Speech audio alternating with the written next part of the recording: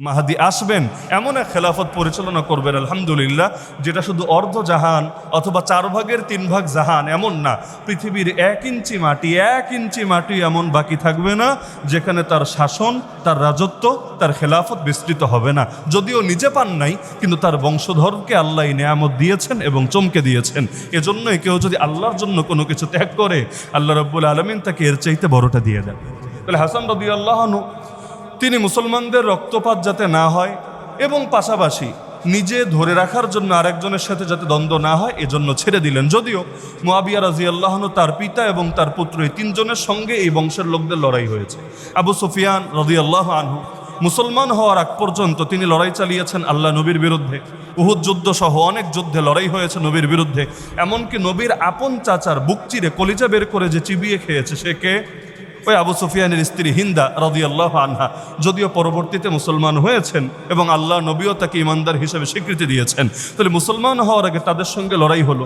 পরবর্তীতে ওসমান রাদিয়াল্লাহু আনহু শহীদ হওয়ার পরে ওসমানের খুনিদের বিচারের দাবি নিয়ে মুআবিয়া রাদিয়াল্লাহু আনহু মাঠে নামলেন এবং সেই সময় আলী রাদিয়াল্লাহু আনহুর সঙ্গে তার বাহিনীর লড়াই হলো, যেটাকে জঙ্গে সিফিন বলে চিনি।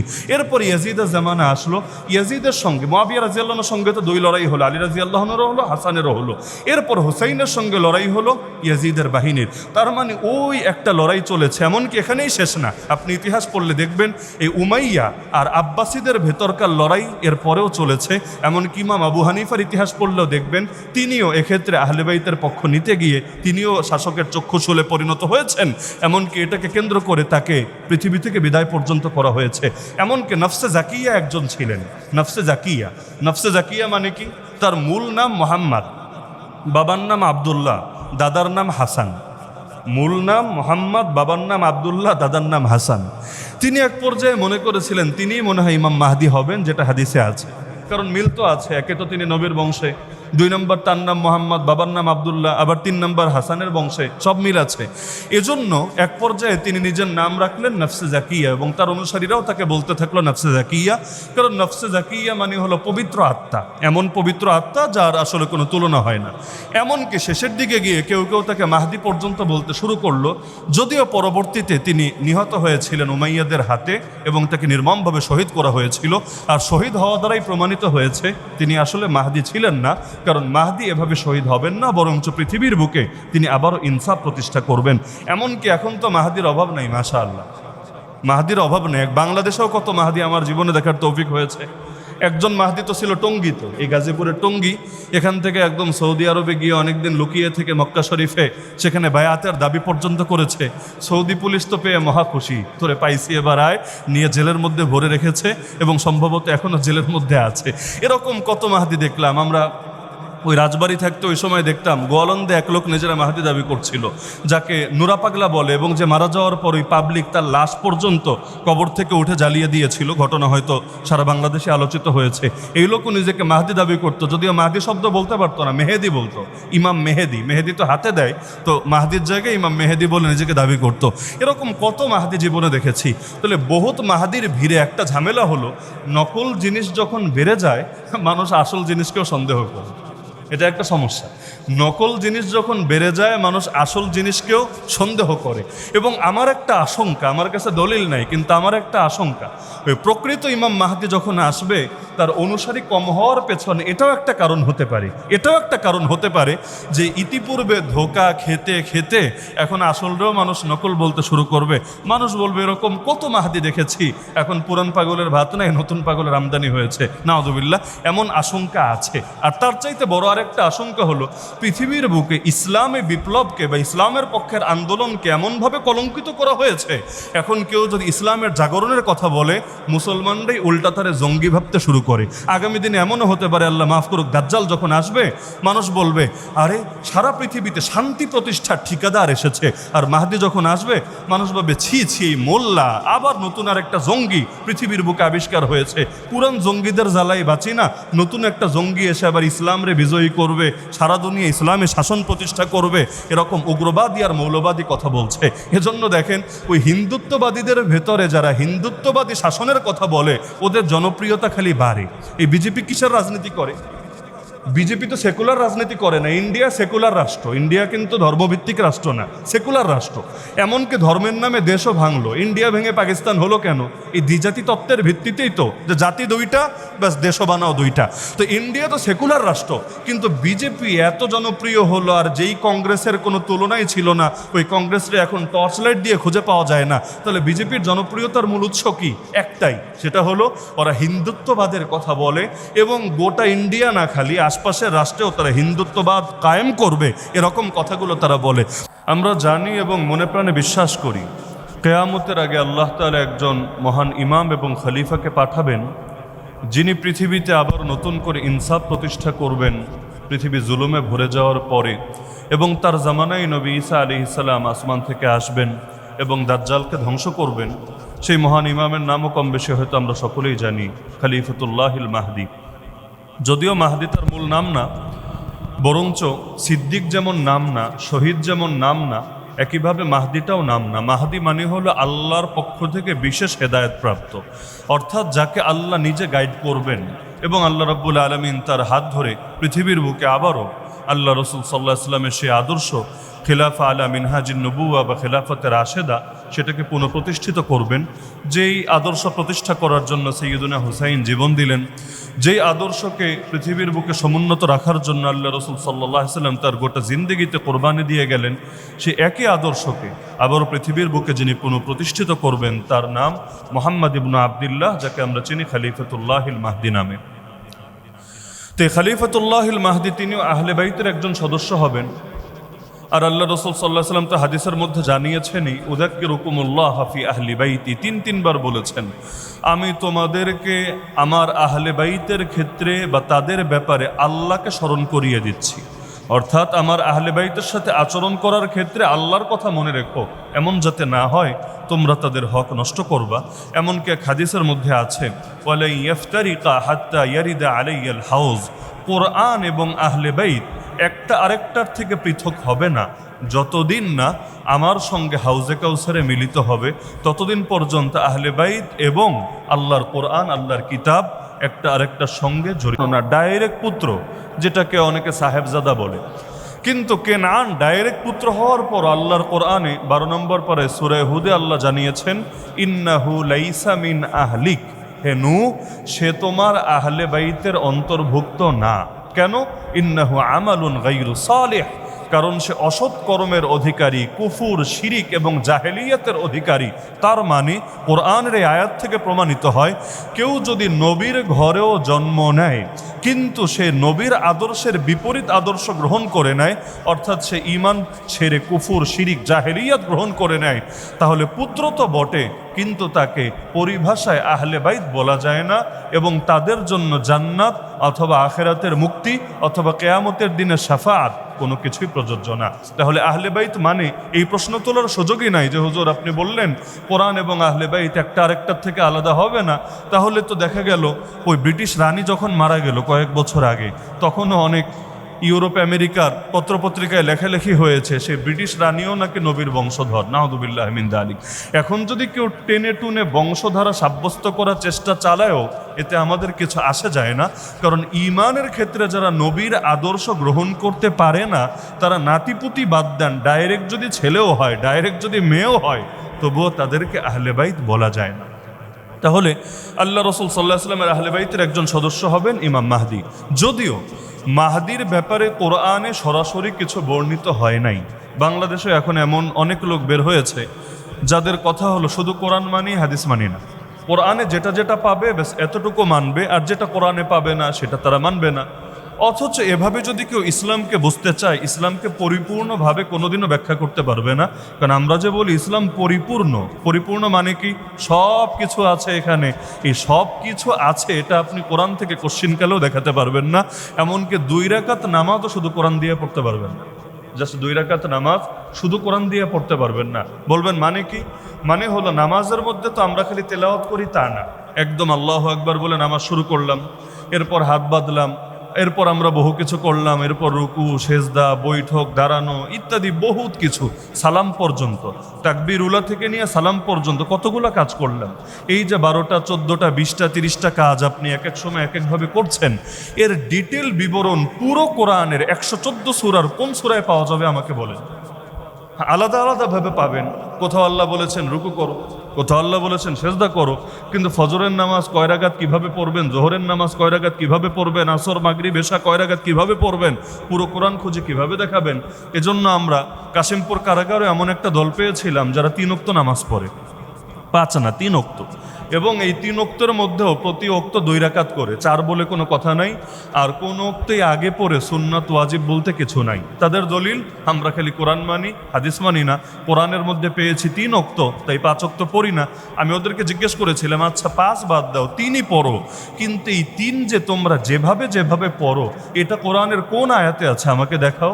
বিস্তারিত বিবরণ তো কোরআনে কোথাও পাওয়া যাবে না। তখন গিয়ে বলে, না হাদিস একদম মানি না তা না, ওই যতটুকু কোরআনের জন্য লাগে, মানে যেটা না হলে ওদের ধান্দাবাজি বা ওদের ব্যাখ্যা চলে না, অতটুকু মানে, আর এর বাইরে গিয়া মানে না। বললাম এর বাইরে গিয়ে কি মানো না? যেমন কবরের আযাব মানি না, কিয়ামতের দিন নবী সুপারিশ করবে মানি না, এরকম আরো অনেকগুলো তালিকা দিল যেগুলো আমরা মানি না। কেন মানো না? যে এগুলো আমরা কোরআনে পাই না, শুধু নবীর জীবনীতে পাই। এরপর আমি কোরআনের 3টা আয়াত পড়ে শোনালাম, এই যে এই আয়াতের মধ্যেও কবরের আযাবের ইঙ্গিত পাওয়া যায়, কবরের প্রশ্নোত্তরের ইঙ্গিত পাওয়া যায়, এটার কি ব্যাখ্যা?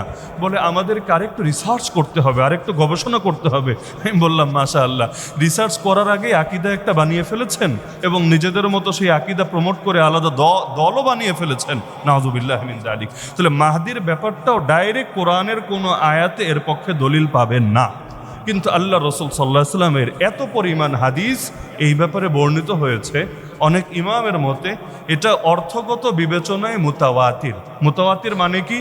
এত পরিমাণ বর্ণনা পাওয়া যাচ্ছে এ ব্যাপারে যে সবগুলোকে একসঙ্গে মিলালে এটা অস্বীকার করার কোনো সুযোগ নাই, এবং এত সাহাবী, এত তাবেঈ সবাই মিলে মিথ্যা কথা বলেছেন, এটা কল্পনা করারও কোনো সুযোগ নাই। এই পরিমাণ বর্ণনা মাহদির ব্যাপারে আছে, যার মধ্যে কিছু বর্ণনা সহিহ, অনেকগুলো বর্ণনা হাসান, কিছু বর্ণনা জয়ীফ, বিভিন্ন রকম বর্ণনা এ ব্যাপারে আছে। এজন্য আহলে সুন্নাত ওয়াল জামাতের একটা আকীদা, হকপন্থীদের একটা আকীদাই হলো কিয়ামতের আগে আল্লাহর খলিফা মাহদি পৃথিবীর বুকে আসবেন এবং তার জামানায় অনেক ব্যাপার ঘটবে যেগুলোর ইঙ্গিত হাদিসের মধ্যে পাওয়া গিয়েছে। আল্লাহ রাসূল সাল্লাল্লাহু আলাইহি ওয়াসাল্লাম বলেন, উম্মে সালামা রাদিয়াল্লাহু আনহা থেকে বর্ণিত হাদিস, নবীজি বলেন, আল মাহদিয়্যু মিন ইতরাতি মিন ওয়ালাদি ফাতিমা, মাহদি আসবে আমার বংশে ফাতেমার সন্তানদের ভেতর থেকে।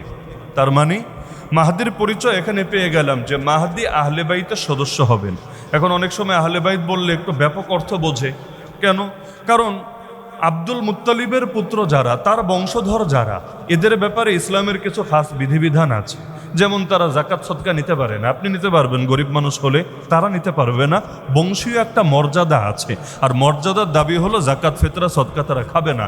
এখন আল্লাহ রসুলের বংশধর বললে কেউ আবার আব্বাস রাদিয়াল্লাহু আনহুর পুত্র বোঝে কিনা বা তার নাতিপুতি বোঝে কিনা, এজন্য নবী ক্লিয়ার করে দিলেন মাহদি আমার বংশে আসবে এবং ফাতেমার সন্তানদের ভেতর থেকে আসবে। আর ফাতেমার কোন সন্তান?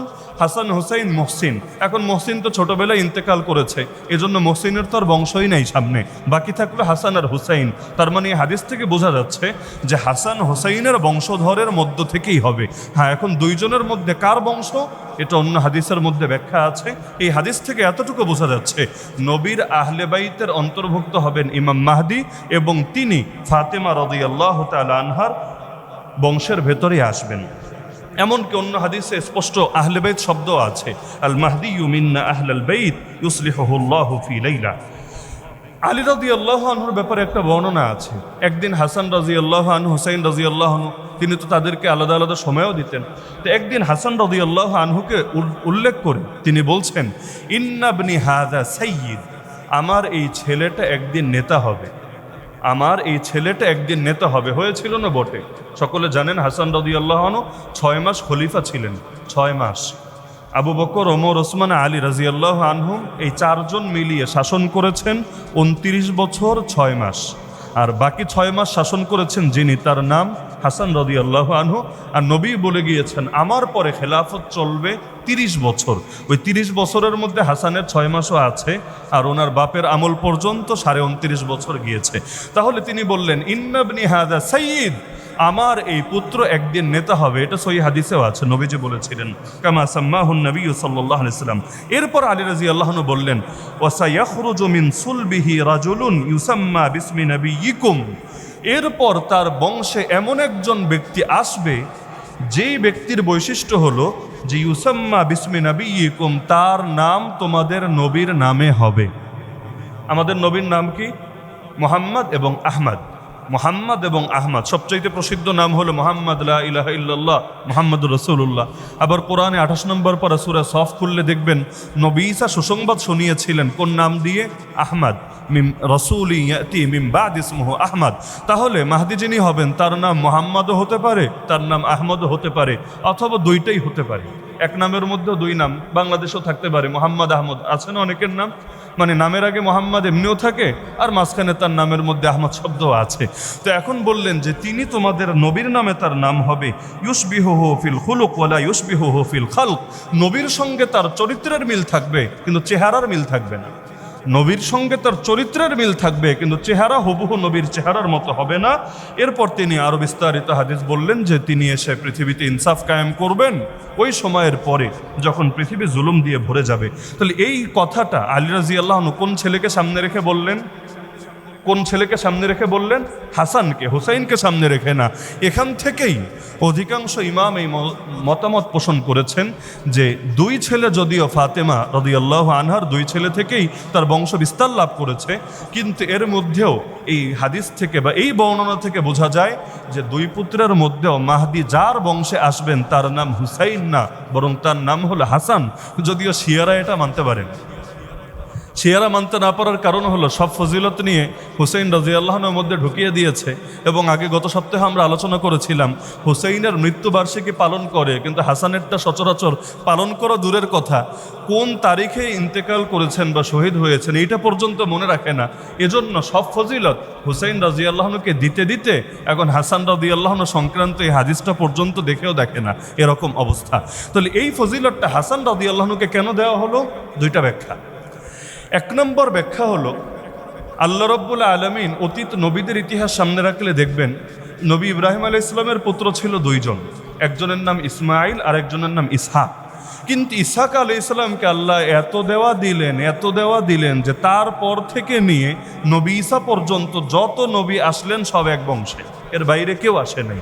যত নবী, ইসহাক আলাইহিস সালামের পুত্রের নাম ইয়াকুব, তার পুত্রের নাম ইউসুফ, এভাবে নাম পড়া শুরু করেন, দেখবেন নবী ঈসা পর্যন্ত যত নবী রাসূল এসেছে সবাই ইসহাক আলাইহিস সালামের বংশে, ইসমাইল আলাইহিস সালামের বংশে, ওই পর্যন্ত জিরো। কিন্তু লাস্টে গিয়ে মাত্র একজন আসলো, বেশি না, মাত্র একজন। ইসহাক নবীর বংশে নবীর অভাব নাই, আর ইসমাইল নবীর বংশে মাত্র একজন আসলেন। সে একজনের নাম বলতে পারবেন? মুহাম্মাদুর রাসূলুল্লাহ সাল্লাল্লাহু আলাইহি ওয়াসাল্লাম। এমনকি বংশগত দূরত্বের কারণে ইহুদিরা আমার নবীরে মানে নাই। ইহুদিদের বক্তব্য ছিল আমাদের বংশে না এসে, ইসহাকের বংশে না এসে, ইসহাকেরই আরেক নাম ইসরাইল। মাথায় রাখবেন, এখন তো ইসরাইল নামে রাষ্ট্র আছে। যদি আমরা বলি ইসরাইল, কিন্তু মূল উচ্চারণ হলো সিন, ইসরাইল। কোরআনে একটা সূরাও আছে, সূরা বনী ইসরাইল। ইসরাইল হলো ইসহাক আলাইহিস সালামের আরেক নাম। ইসরাইল অর্থ হলো আল্লাহর বান্দা, আরবিতে যেটাকে বলে আব্দুল্লাহ। ওই হিব্রু ভাষায় আল্লাহকে বলে ইল মানে আল্লাহ, আর ইসরা মানে হলো বান্দা।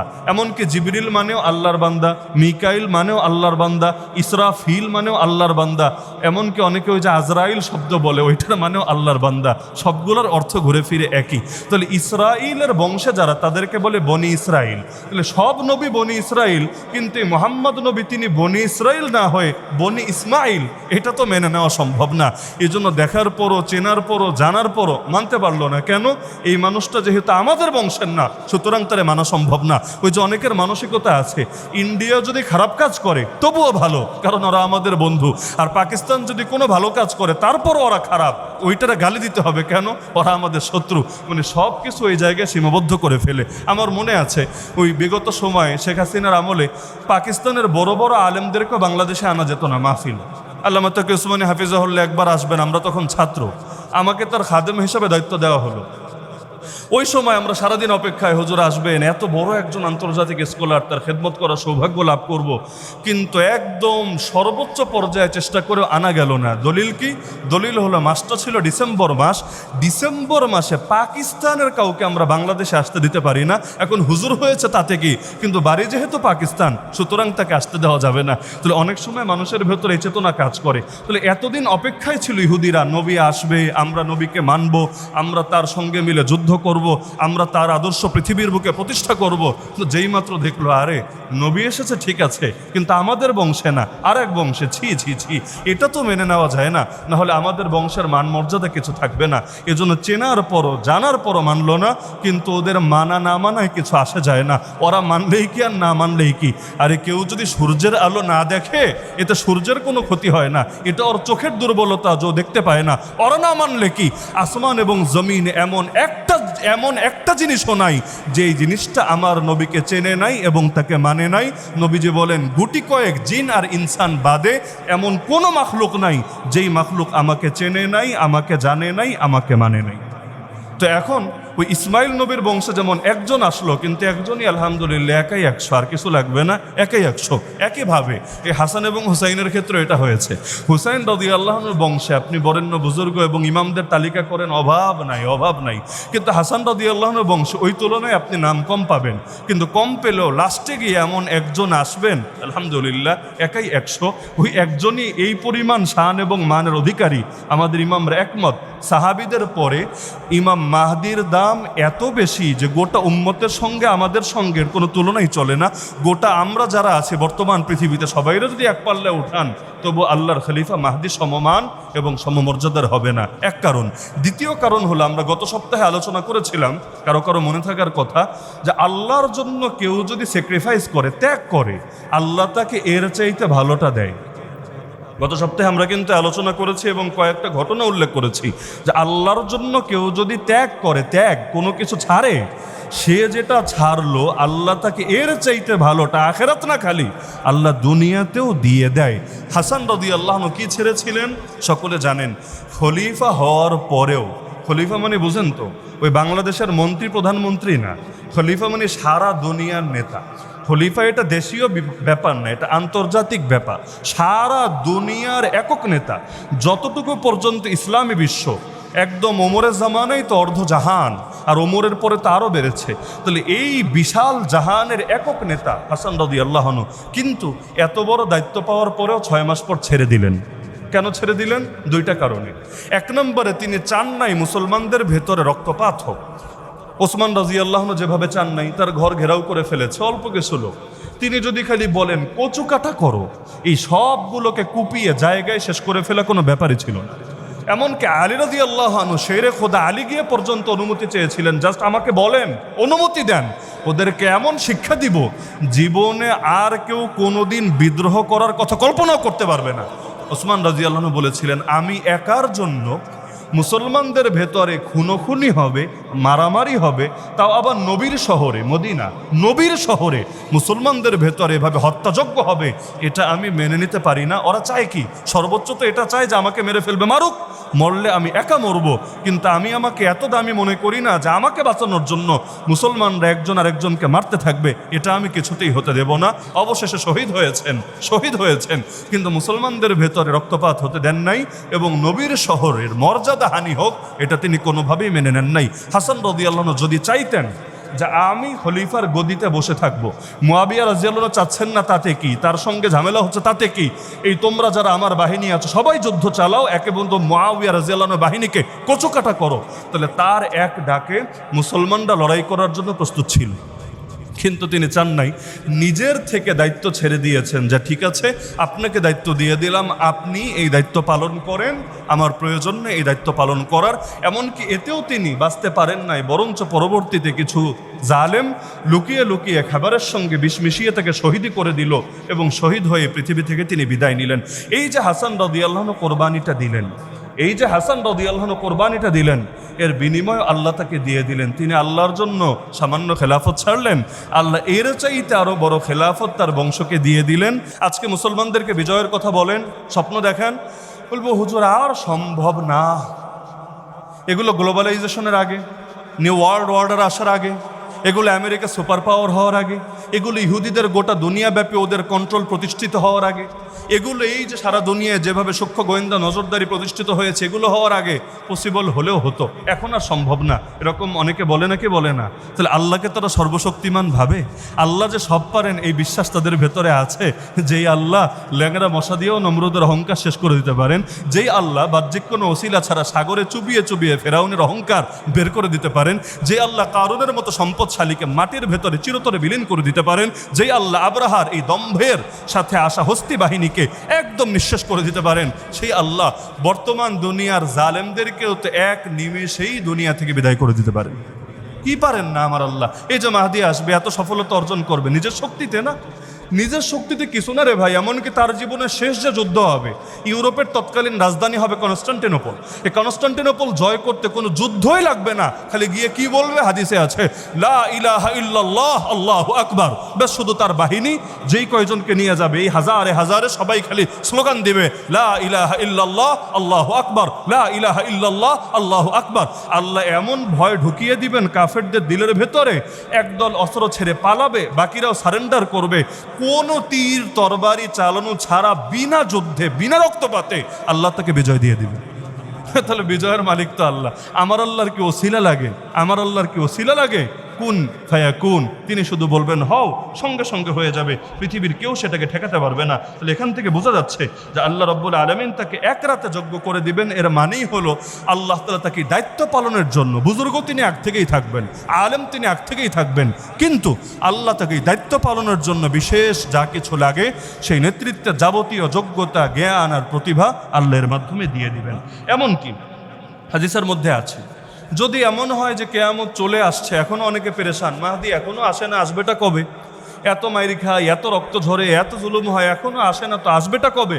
আল্লাহ রাসূল বলেন লাউলাম ইয়াবকা মিনাদ দুনিয়া ইল্লা ইয়াউমুন, যদি এমন হয় পৃথিবীর আর একটা দিন মাত্র বাকি আছে, এর পরের দিনে কিয়ামত হবে, পরশুই কিয়ামত, মাঝখানে একটা দিন বাকি আছে, এমনও যদি হয়, নবীজি বলেন লাতাওয়ালাল্লাহু যালিকাল ইয়াউম, আমার আল্লাহ প্রয়োজনে ওই দিনটাকে লম্বা করে দিবেন, ওই লম্বা করে দিয়ে হলেও হাত্তা ইয়াবআতা ফীহি রাজুলাম মিন্নি আও ক্বালা মিন আহলি বাইতি, আল্লাহ আমার আহলে বাইতের অন্তর্ভুক্ত একজন ব্যক্তিকে তখন পাঠাবেন, ইওয়াতিউ ইসমুহু ইসমি ওয়াসমু আবিহি ইসমা আবি, যার নাম হবে হুবহু আমার নামে, যার বাপের নাম হবে হুবহু আমার বাপের নামে, ইয়ামলাউল আরদা কিসতান ওয়া আদলা কামা মুলিআত যুলমান ওয়া জাওরা, তিনি পৃথিবীকে ইনসাফ এবং ন্যায় দিয়ে ভরে দিবেন যেমনিভাবে তা জুলুম এবং সীমালঙ্ঘন দিয়ে ভরে গিয়েছিল।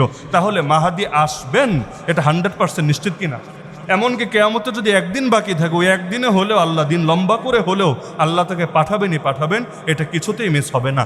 এবং এখান থেকে বোঝা গেল তার নাম নবীর নামে একটু কি না, তার বাপের নামও নবীর বাপের নামে। আর একটা বিষয় মাথায় রাখবেন, কেউ কেউ বলে তার মায়ের নামও নবীর মায়ের নামে, আমেনা, কিন্তু এ ব্যাপারে কোনো বিশুদ্ধ বর্ণনা নাই।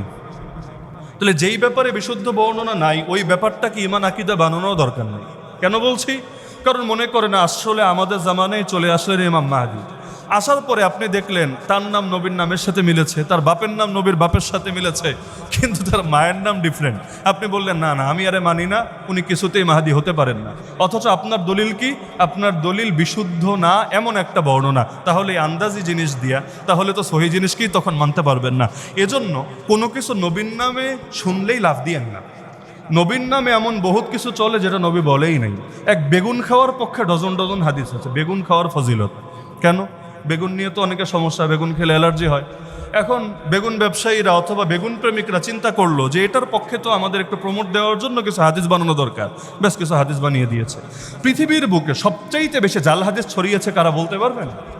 পৃথিবীর বুকে সবচাইতে বেশি জাল হাদিস ছড়িয়েছে কারা বলতে পারবেন? উলুমুল হাদিসের প্রাথমিক ছাত্ররাও এটা জানে। সবচাইতে বেশি ছড়িয়েছে ইসলামের দুশ্মনরা না, কারণ ওরা বললে এগুলো পাবলিক নিবেও না। সবচাইতে বেশি ছড়িয়েছে দুই শ্রেণী, এক হলো পীর মাশায়েখ আর বুজুর্গরা। মানুষের দিল নরম করার জন্য এরা হাদিস বানিয়েছে। কেউ বাধা দিলেও বলেছে আরে আমি তো ইসলামের ক্ষতি করার জন্য জাল হাদিস বলছি না, আমি জাল হাদিস বলছি মানুষ যাতে নামাজ পড়ে, মানুষ যাতে পাপ ছাড়ে, মানুষ যাতে নেক পথে আসে। আর দুই নম্বর ছড়িয়েছে বক্তারা, মাহফিল জমানোর জন্য মানুষকে আকর্ষণ করার জন্য এবং আগামী বছরের দাওয়াত কনফার্ম করার জন্য ইত্যাদি কারণে তারা নিজেদের পক্ষ থেকে জাল হাদিস বানিয়েছে। অথচ আমার নবী বলেন, আমি যা বলি নাই কেউ যদি সেটা আমার নামে চালায়, কথা ভালো নাকি মন্দ দেখার বিষয় না। নবী বললেন, মাইয়াকুল আলাইয়া মালাম আকুল, আমি যেটা বলি নাই কেউ যদি সেটা আমার নামে চালায়, ফালিয়াতাবাওয়া মাকাদাহু মিনান নার, সে যেন জাহান্নামকে নিজের ঠিকানা বানিয়ে নেয়। নাউযুবিল্লাহি মিন যালিক। কত জাল হাদিস আমরা ছোটবেলায় শুনেছি, বিদ্যানের কলমের কালি শহীদের রক্তের চাইতে পবিত্র। জাল হাদিস দেশপ্রেম ঈমানের অঙ্গ, এটা তো অনেকে জানেই না। জাল হাদিস বলার পরে নিচে লেখে আল হাদিস, লেখে আল হাদিস, বাস্তবে জাল হাদিস। ওরা জিজ্ঞেস করবেন, ভাই আল হাদিস বাদ দে, কোন বইয়ে আছে রেফারেন্স দে। আল হাদিস তো কোনো বইয়ের নাম না। বুখারীতে আছে থাকলে নাম্বার বল, মুসলিমে আছে, আবু দাউদ, তিরমিজি, নাসাই, ইবনে মাজাহ, মুওয়াত্তা মালিক, মুওয়াত্তা মুহাম্মদ, মুসনাদে আহমদ, মুসান্নাফ ইবনে আবি শাইবা, মুসান্নাফে আব্দুর রাজ্জাক, কই আছে? মুসনাদে আবি দাউদ, তায়ালিস, নাম বল, কোন বইয়ে আছে? এটা আর বলতে পারবে না। কেন? কারণ এটা তো সে বানিয়েছে অথবা তার পূর্বপুরুষরা বানিয়েছে। এটা বানাবে, এখন হাদিসের রেফারেন্স পাবে কোথায়? আর তার মধ্যে আপনি জিজ্ঞেস করেন, ইমানে তো ৭৭টা অঙ্গ ছোটবেলায় শিখে এসেছি, তাহলে এইটা কয় নাম্বার অঙ্গ? নাম্বারটা একটু বল না। এমনকি ৬০টা তো আমরা সবাই বাচ্চাদেরকেও শিখাই, আমানতু বিল্লাহি ওয়া মালাইকাতিহি ওয়া কুতুবিহি ওয়া রুসুলিহি ওয়াল ইয়াউমিল আখিরি ওয়াল কদরি খাইরিহি ওয়া শাররিহি মিনাল্লাহি তাআলা ওয়াল বাসি বাদাল মাউত। এর মধ্যে তোমার দেশপ্রেম এটা কয় নম্বরে আছে? এমনকি দেশ মানে কি, দেশটা তো একটা ডিফারেন্ট বিষয়। ১৯৪৭-এর আগে দেশ বলতে কতটুকু বোঝাতো? ১৯৪৭ থেকে ৭১ পর্যন্ত দেশ বলতে কতটুকু বোঝাতো? ১৯৭১ থেকে এখন পর্যন্ত দেশ বলতে কতটুকু বোঝাচ্ছে? তাহলে ইমানের অঙ্গ কি বাড়ে আর কমে? এই কয় বছর এতটুকুরে ভালো না বাসলে ইমান হওয়া যাবে না। ওই কয় বছর আবার এইটারে বাদ দিয়া বাকি মাইনাস করে বাকিটারে ভালোবাসতে হবে, না হলে ইমানদার হওয়া যাবে না। এরকম কি ইমানও কয় বছর পর পর অ্যান্ড্রয়েডের মতো আর আইফোনের iOS-এর মতো আপডেট নেয় নাকি, যে আপডেট নিয়ে নিয়ে তার ভার্সন চেঞ্জ হবে? নাউযুবিল্লাহি মিন যালিক। হ্যাঁ, এখন বলবেন দেশকে কি ভালোবাসা লাগবে না? আরে ভাই, ভালোবাসা লাগবে, কিন্তু এর জন্য জাল হাদিস বানানো লাগবে না। দেশকে ভালোবাসা লাগবে, কিন্তু এর জন্য জাল হাদিস বানানো লাগবে না। নবী সহি যেগুলো বলেছে ওইগুলোই বইলা শেষ করতে পারবেন না, আন্দাজে নিজের থেকে বানানোর দরকারটা কি? আল্লাহ মাফ করুন, আল্লাহ হেফাজত করুন। এজন্য মাহদির ব্যাপারে জাল হাদিস শেখা লাগবে, ইমাম মাহদির ব্যাপারে জাল হাদিস শেখা লাগবে। আমার নবী সহি যেগুলো বলেছেন সেগুলোই চলবে। এই যে মহরমে অনেক ভণ্ডামি হয়েছে, যারা করেছে ওদেরকে ধরেন, দলিল দাও, দলিল দাও, রেফারেন্স চান, দেখবেন জাল হাদিস আর জাল হাদিস আর জাল হাদিস। প্রত্যেকটা ভণ্ডামির পক্ষে কয়েক ডজন করে জাল হাদিস বানিয়ে রেখেছে। কেন?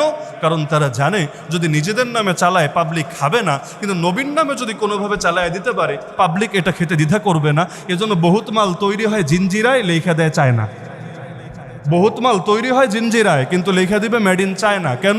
ওইটা লিখলে একটু ব্র্যান্ড ভ্যালু বাড়ে। এজন্য ভণ্ডরা হাদিস বানায় আর চালায় কাল রাসূলুল্লাহ সাল্লাল্লাহু আলাইহি ওয়াসাল্লাম বলে। নাউযুবিল্লাহি মিন যালিক। এজন্য মনে রাখবেন, মাহদি আমাদের আমলের অংশ না, কিন্তু আমাদের আকীদার অংশ। আর আমাদের যুগে যদি তিনি চলে আসেন তাহলে আমলের অংশ। কারণ নবী বলেছেন, বরফের পাহাড়ে হামাগুড়ি দিয়ে হলেও, বরফের পাহাড়ে হামাগুড়ি দিয়ে হলেও তোমরা ইমাম মাহদির হাতে হাত রাখবা, তাকে বায়াত দিবা। এমনকি তার গুণ পর্যন্ত হাদিসে বলে দিয়েছে, যাতে চিন্তা দ্বিধা না হয়। সেই হাদিসে তার দুইটা গুণের কথা আছে। তার কপাল হবে চওড়া, ছোটখাটো কপাল না, কপাল হবে চওড়া। কপাল চওড়া হওয়ার মানেই হলো এদিকে চুল আসতে আসতে অনেকের এই পর্যন্ত দেখা যায় কপালটা ঢেকে যায়, এরকম না। বরঞ্চ তার চুলটা টাক হবে না, টাক না, কিন্তু এতটা ভেতরে থাকবে যে কপালটা দেখতে চওড়া মনে হবে। তাহলে চওড়া কপাল না এমন কেউ যদি মাহদি দাবি করে, উম্মতের চিন্তা আর ভুল হবে না, হাদিস মিলছে না। 2 নম্বরে সেই হাদিসে আছে তার নাকটা হবে এমন নাক, আল্লাহ রসুলের শব্দ হলো আকনাল আনফি, মানে কি? নাকটা হবে লম্বা, নাকের মাথাটা হবে সরু, ডগাটা হবে সরু, আর নাকের মাঝখানে এখানে একটু উচ্চতা থাকবে। নাকের মাঝখানটা একটু উঁচু, ডগাটা হলো সরু, নাকটা হলো চিকন, আল্লাহ রসুল বলেছেন। তাহলে এখন যদি মোটা নাকের কেউ আসে অথবা নাক চিকন ঠিক আছে কিন্তু অন্য কোনো একটা জায়গায় মিলছে না, তাহলে উম্মতেরা চিনতে দ্বিধা থাকবে না। এমনকি দুর্বল হাদিসও তো ইঙ্গিতের অভাব নাই, যেমন তার এক গালের মধ্যে একটা তিল থাকবে, এটা আছে। এমনকি তার 2 দাঁত, সামনের 2 দাঁতের মধ্যে হালকা ফাঁক থাকবে, একসঙ্গে লাগানো থাকবে না, এটা আছে। এমনকি তার দাঁতগুলো এত সাদা হবে যে এগুলো আকাশে তারকার মতো জলজলে উজ্জ্বল হবে, এটা আছে। এমনকি দখমুল বাতন, তার পেটটা একটু মোটা হবে। হ্যাঁ, ওই ভুরিওয়ালা না, ভুরিওয়ালা না, যার একজনের দৈরে দৈরে হাঁটা লাগে, পেট মোবারক ধরে রাখে এরপর তিনি হাঁটেন, এরকম না। বরঞ্চ একটু স্বাস্থ্যবান হবেন এবং তার পেটটা একটু বেশি থাকবে। আলী রাদিয়াল্লাহু আনহু এমন পেটওয়ালা ছিলেন। আলী রাদিয়াল্লাহু আনহু ইমাম ইবনু আব্দুল বার রহমতুল্লাহ আলী আল ইস্তিআফ ফি মারিফাতিল আসহাব গ্রন্থে লিখেছেন, আলী রাদিয়াল্লাহু আনহু দখমুল বাতান ছিলেন, অর্থাৎ তার পেটটা একটু মোটা ছিল, কিন্তু এর মানে এটা না যে তিনি যুদ্ধ করতে জানতেন না। ওই আমাদের পেট মোটা হলে আইলসা হয়ে যায়, নড়তে চড়তে পারে না, হাঁটতে দৌড়াতে পারে না, কিন্তু তিনি এত বড় বীর, এত বড় সেনাপতি, এত বড় যোদ্ধা, তার পেট এক্ষেত্রে কোনো বাধা হতো না। তাহলে হাসান রাদিয়াল্লাহু আনহু বংশে যে আসবে ইমাম মাহদি, তার এখানে মিল থাকবে। এরকম দুর্বল বর্ণনায় অসংখ্য আছে, তো দুর্বলগুলো বাদই দেন, শক্তিশালী বর্ণনায় কপাল আর নাকের কথা আছে। তাহলে ইমাম মাহদি সংক্রান্ত আরও অনেক আলোচনা আছে। এ সপ্তাহে তো আর আমাদের সময় ইতিমধ্যে শেষ হয়ে আর ওভার হয়েছে। আগামী সপ্তাহে আমরা মৌলিক কিছু আলোচনা করবো ইনশাআল্লাহ। আর আলোচনার প্রয়োজনীয়তা আশা করি বুঝতে পারছেন।